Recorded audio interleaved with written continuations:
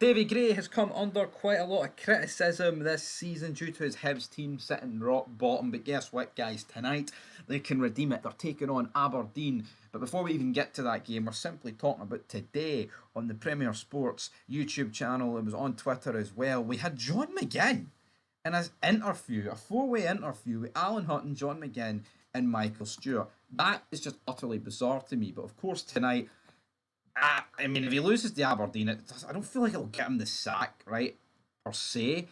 But you do feel like they need to see something at the end of the day. I mean, obviously it's Easter Road, like, so that gives them a wee bit more of an advantage. And I tell you what, on the flip side of it, right, on the flip side of it, brother, right, if Aberdeen lose again and Hibs win, Hibs will be buzzing. But for Aberdeen, that'll be two losses in a row, which, in the span of 3 days is borderline, unacceptable. Not really.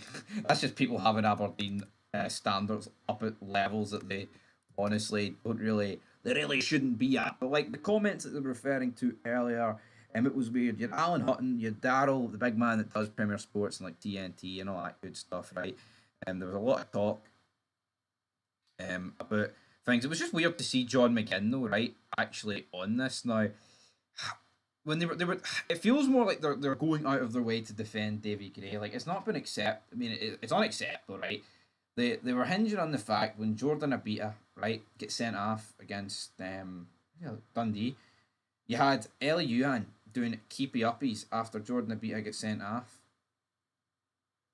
and it's like, is that really a line that shouldn't be crossed? At the end of the day. Michael Stewart and McGinn kind of agreed on this as well. They were like, it's ludicrous. I mean, that's a carefree attitude. Couldn't care less. I get it, right?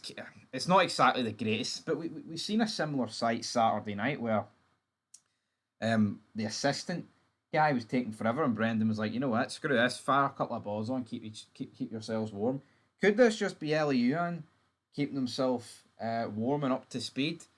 Is that me playing devil's advocate a wee bit too much there, or is that me not going in enough? I'm not really too sure. But there was another question sent John McGinn's way. Would we see him in the future playing for Green and White? Was that a Hibs return? No. He was asked, would he join Celtic? Donning the green and white hoops of Celtic, and this is what John McGinn said, and I quote, "You never say never. Obviously, when I was young, all I dreamed about was playing for Celtic."